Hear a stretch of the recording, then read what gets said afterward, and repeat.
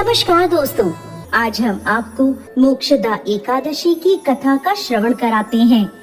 एक समय की बात है जब भगवान श्री कृष्ण से युधिष्ठिर महाराज ने पूछा, हे मधुसूदन, मार्गशीर्ष मास के शुक्ल पक्ष में कौन सी एकादशी आती है और इसका क्या महत्व है।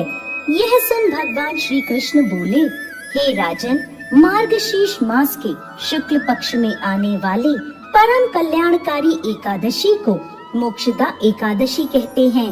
इस दिन भगवान दामोदर के विग्रह की तुलसी पत्र से पूजा की जानी चाहिए।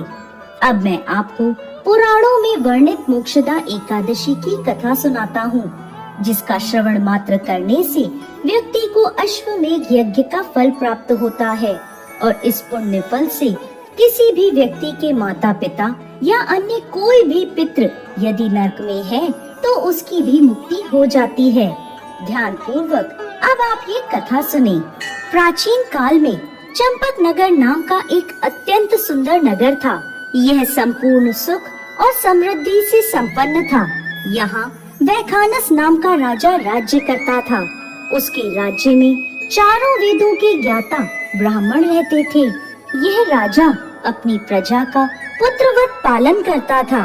एक बार रात्रि में राजा ने एक स्वप्न देखा कि उसके पिता नरक में हैं। उसे बड़ा आश्चर्य हुआ।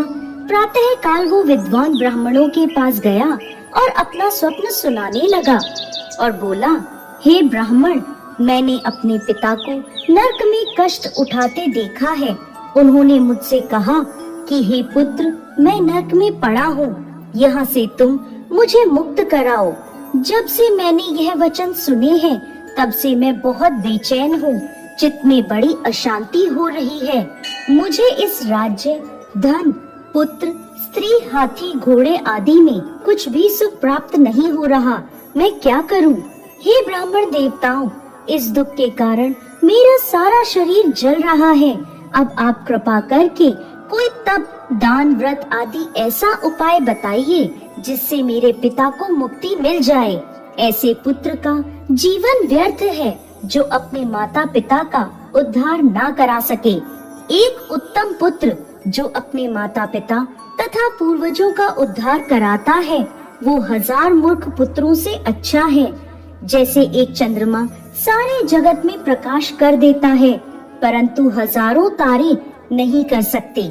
राजा की यह बात सुनकर ब्राह्मण बोले, हे राजन, यहाँ पास ही भूत, भविष्य और वर्तमान के ज्ञाता पर्वत ऋषि का आश्रम है।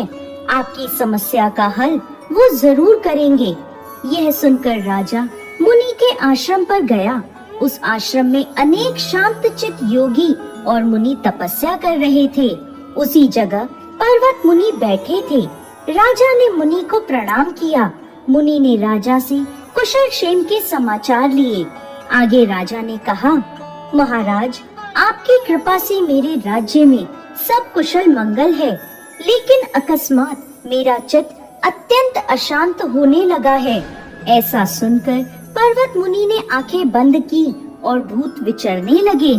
फिर वह बोले, हे राजन, मैंने योग के बल से तुम्हारे पिता के कुकर्मों को जान लिया है।